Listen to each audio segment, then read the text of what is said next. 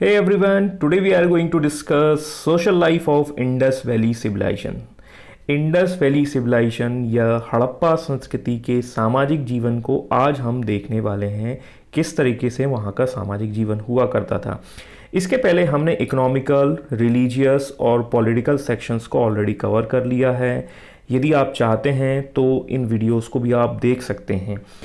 सामाजिक जीवन को शुरू करने से पहले हमें थोड़ा सा उसके रिलीजियस पहलू को समझना होगा। रिलीजियस पहलू के वीडियो को आप लिंक या डिस्क्रिप्शंस में जाकर देख सकते हैं, और रिलीजियस वाला सेक्शंस ही अटैच होता है समाज से। थोड़ा सा चर्चा यहाँ हम करेंगे, डिटेल के लिए आप वीडियो देख सकते हैं। रिलीजियस लाइफ में हमने देखा था कि हड़प्पा से जो हमें अवशेष मिले हैं उसके आधार पर हमने समझा था कि देवी की पूजा की जाती है। मोहनजोदारो में जो अवशेष मिले उसके आधार पर हम देखते हैं कि गॉड या गॉडेस की पूजा की जाती है। देवी और देवता में से कौन प्रायोरिटी पर था या प्राथमिकता पर था, देवी प्रधान थी या देवता थे। क्योंकि हमने देखा था वहाँ एग्रीकल्चर प्रायोरिटी पे हुआ करता है, तो इस बेस पर हम कहेंगे कि देवी प्रायोरिटी पर थी या उन्होंने उनको फर्स्ट नंबर पर रखा था। पशुपालन सेकेंडरी था, इसलिए हमने सेकंड उस पर रखा था। अब देवी की प्रधानता है, इसी के बेस पर हम समझ सकते हैं कि समाज जो है मैट्रियार्कल था। देवी और देवता दोनों की पूजा होती थी, लेकिन समाज में जो संभावनाएं हैं वो मैट्रियार्कल थी, मात्र सत्तात्मक। और अब हम सामाजिक कलेक्ट कर लेते हैं, और इस क्रम में हम सबसे पहले देखते हैं कि मात्र देवी का मिलना ये बताता है कि समाज में महिलाओं को उच्च स्थिति प्राप्त थी। दैट मीन सोसाइटी वॉज मैट्रियार्कल, मात्र सत्तात्मक समाज था। आगे बढ़ते हैं और देखते हैं कि समाज कितने वर्ग में विभाजित था। अब देखिए, समाज में बहुत सारे वर्ग हो सकते हैं, तो इंडस वैली सिविलाइजेशन में भी बहुत सारे वर्ग हुआ करते थे, जिसको हम मल्टी क्लास कह सकते हैं। मल्टी क्लास किस आधार पर थे? मल्टी क्लास जो है थे वो कार्य के आधार पर, on the basis of the work. कुछ लोग कलाकार थे, कुछ लोग क्राफ्टमैन थे, कुछ लोग कृषि में इन्वॉल्व थे, कुछ मर्चेंट भी हुआ करते थे। तो इस बेस पर हम कह सकते हैं कि समाज में बहुत सारे क्लासेस हुआ करते थे, जो काम था उसी के आधार पर विभाजन। समाज उपयोगितावाद था, या कह सकते हैं उपयोगितावाद पर आधारित था। Utilitarian outlook. यूटिलिटेरियन आउटलुक का मतलब यही है, जैसे अभी हमने समझा कि देवी और देवता दोनों की पूजा की जाती थी। देवी की पूजा मतलब कृषि के लिए की जाती थी, देवता की पूजा इसलिए की जाती थी हमारे पशु सुरक्षित रहें। तो देवी और देवता की पूजा किसी न किसी ऑब्जेक्ट को लेकर की जा रही है, किसी न किसी उद्देश्य को लेकर की जा रही है, जो ये बताता है कि समाज उपयोगितावाद था। आगे बढ़ते हैं और देखते हैं कि समाज किस प्रकार की प्रवृत्ति पर आधारित था। तो समाज भौतिकवादी था। भौतिकवादी का मतलब है कई ऐसी चीजें जो समाज के जीवन से संबंधित नहीं है उनका भी प्रयोग करना, जैसे आभूषण, जैसे कॉस्मेटिक्स का प्रयोग। ये आवश्यक वस्तु में नहीं आते, लेकिन फिर भी इनका प्रयोग किया जाता था, और ऐसे एविडेंसेस मिले हैं जिसके बेस पर हम कह सकते हैं कि समाज भौतिकवादी था। वर्तमान समाज भी भौतिकवादी है। जो आज का समाज अपनी सुविधा के लिए कई चीज़ों का उपयोग करता है, तो उसको हम भौतिकवादी समाज कह सकते हैं, मटेरियलिस्टिक आउटलुक। तो इसके प्रमाण मिलते हैं, आज भी मिलते हैं। तो ये भौतिकवादी समाज था।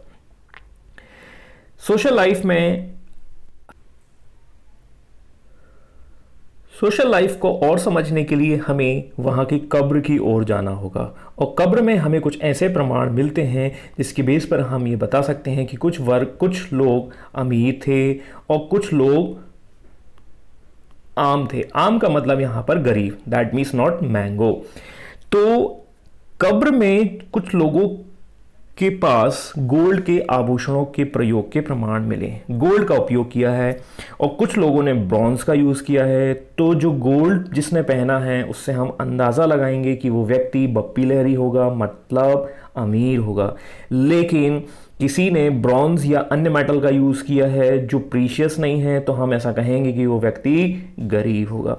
तो कब्र में अलग अलग प्रकार की मेटल्स का मिलना ये इंडिकेट करता है कि समाज में असमानता थी। असमानता, कुछ अमीर कुछ गरीब थे। इसके अलावा हम समाज को और जानने की कोशिश करते हैं, तो इसके लिए हमें समझना होगा मर्चेंट वर्ग को। अब हमने ये समझ लिया है इकोनॉमिक कंडीशंस में कि सभ्यता के लोग व्यापारी हुआ करते थे और व्यापारी वर्ग जो है वो पीस में बिलीव करता है। देखिए मोस्टली व्यक्ति जो हैं वो मर्चेंट क्लास को बिलोंग करते थे और मर्चेंट क्लास का जो व्यक्ति होता है वो कभी भी वॉर में या लड़ाई झगड़े में बिलीव नहीं करता, वो हमेशा अपने व्यापार को बढ़ाने के प्रयास ही करेगा। तो इस बेस पर हम कह सकते हैं कि सभ्यता के लोग जो थे वो शांति प्रिय हुआ करते थे। दैट मीन्स वो लड़ाई झगड़े में बिलीव नहीं करते थे। इसको हम एक एग्जाम्पल से और समझ सकते हैं। हमने पीछे देखा था हॉर्स के एविडेंसेस मिले हैं, लेकिन हॉर्स का उपयोग उस काम के लिए नहीं किया जाता था जिसके लिए उसे जाना जाता था। दैट मीन्स तेज भागना, और तेज भागने का उपयोग हम कहाँ करते हैं? वॉर में करते हैं। तो हॉर्स का एक्चुअल यूज नहीं किया जाता था। इस बेस पर भी हम कह सकते हैं कि सभ्यता के लोग शांति प्रिय थे। आपको यह बताना है कि हॉर्स के एविडेंस या प्रमाण कहाँ मिले हैं। कमेंट बॉक्स में कमेंट करके हमें बताइए। सामाजिक जीवन में अंतिम संस्कार की विधियां भी आती हैं और सभ्यता के लोग विभिन्न प्रकार की अंतिम संस्कार की विधियों का प्रयोग करते थे। इस प्रकार हम कह सकते हैं कि समाज के लोग जो है बहुत सारी प्रक्रियाओं को करते थे। सामाजिक जीवन कैसा था? सामाजिक जीवन हमने ये तो समझ लिया। क्या सभ्यता के लोग पढ़े लिखे या साक्षर हुआ करते थे या नहीं? तो पढ़े लिखे या साक्षर नहीं थे, इसको समझने के लिए हमें आगे बढ़ना होगा और उनकी भाषा और लिपि को। इंडस वैली सिविलाइजेशंस की स्क्रिप्ट और लैंग्वेज को समझने से पहले ये जान लेना अति आवश्यक है कि भाषा और लिपि होते क्या हैं। तो सबसे पहले हम भाषा को समझ लेते हैं कि भाषा होता क्या है।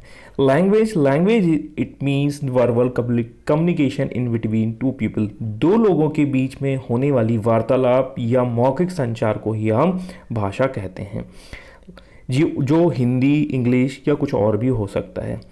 सेकंड चीज़ है लिपि। लिपि क्या होता है? लिपि उसी चीज़ का लिखित रूप होता है, उसी चीज़ का रिटन फॉर्म होता है। यदि वो चीज़ मैंने लिख दी इंग्लिश या हिंदी या उर्दू तो वो हो जाएगा लिपि। तीसरा होता है लिपि की शैली।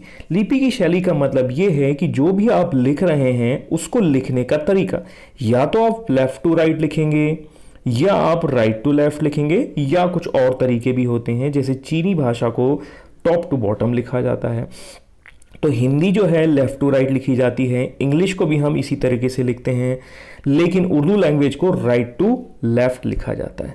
तो ये हो गई आपकी लिपि शैली। तो तीन चीज़ें हैं जो हमें समझना है और इसी के बेस पर हम ये जानने की कोशिश करेंगे कि इंडस वैली सिविलाइजेशंस के लोग पढ़े लिखे थे या नहीं। तो भाषा दैट मीन्स दो लोगों के बीच में मौखिक संचार, वर्बल कम्युनिकेशन। क्या दो लोग बात करते हुए आपको मिले हैं? बिल्कुल नहीं। तो इसके बेस पर हम कह सकते हैं कि उनकी भाषा अभी तक अननोन है। दूसरा, इनकी जो लिपि जो लिखी गई है उसको भी हम नहीं पढ़ पाए हैं, तो इसके बेस पर भी हम कह सकते हैं कि इनकी जो भाषा वो हिंदी थी, अंग्रेजी थी, उर्दू थी या कुछ और भी हो सकती थी। तो ऐसा अभी तक हम ज्ञात नहीं कर पाए, उसको पढ़ ही नहीं पाए क्या क्या लिखा है। लेट सपोज मैं यहाँ बोल दूँ कि ये क्या लिखा है, तो आप इस चीज़ को नहीं समझ पाएंगे कि ये कौन सी लैंग्वेज, जब तक कि आप इसके वर्ड्स को नहीं जान लेते। ठीक है, तो इसलिए हम उनकी भाषा से अभी तक अननोन हैं। इसके बाद नेक्स्ट हम देखते हैं लिपि। तो उनकी जो लिपि हुआ करती थी वो है भाव चित्रात्मक। भाव चित्रात्मक को समझने के लिए हम इन भाई साहब का उपयोग करते हैं। ये भाई साहब कुछ मुस्कुरा रहे हैं, इससे आपको समझ में आ रहा है इनके भाव, और इनके भाव ये कहते हैं कि ये खुश हैं या हैप्पी हैं। लेकिन इन भाई साहब का भाव कुछ अलग दिखाई दे रहा है और इनका भाव ये कह रहा है कि ये दुखी हैं, सैड हैं। तो हमने इन चीज़ों का उपयोग व्हाट्सएप में भी किया होगा। तो भाव के आधार पर उन चित्रों को प्रदर्शित किया जा रहा है, इसी को भाव चित्रात्मक शैली की कहा जाता था और इसका प्रयोग इंडस वैली के सिविलाइजेशंस के लोग कह सकते हैं। एक सामान्य तौर पर कहा जाए कि व्हाट्सएप का प्रयोग आज का नहीं, उसके बहुत पहले का है, इंडस वैली से जुड़ा है समझने के लिए। नेक्स्ट है लिपि की शैली। अब ये भाव चित्रात्मक तो समझ में आ गया, ये चित्रों को या भाव को किस प्रकार बनाते थे या किस प्रकार से प्रदर्शित करते थे। हालांकि ये सारे के सारे भाव हम नहीं पढ़ पाए हैं, इसी के बेस पर हम उनकी लैंग्वेज को नहीं पढ़ पाए।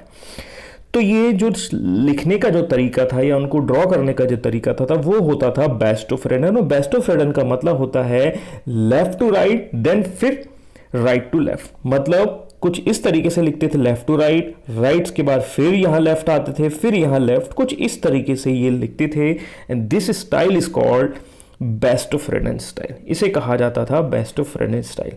कुछ और प्रमाण देख लेते हैं। अब इनके जो भाव हैं, उनके जो नंबर्स हैं या साइन हैं, उनकी टोटल संख्या 400 to 600 के आसपास जाती है, लेकिन उनमें से ओरिजिनल जो है वो केवल 40 से 60 ही हैं।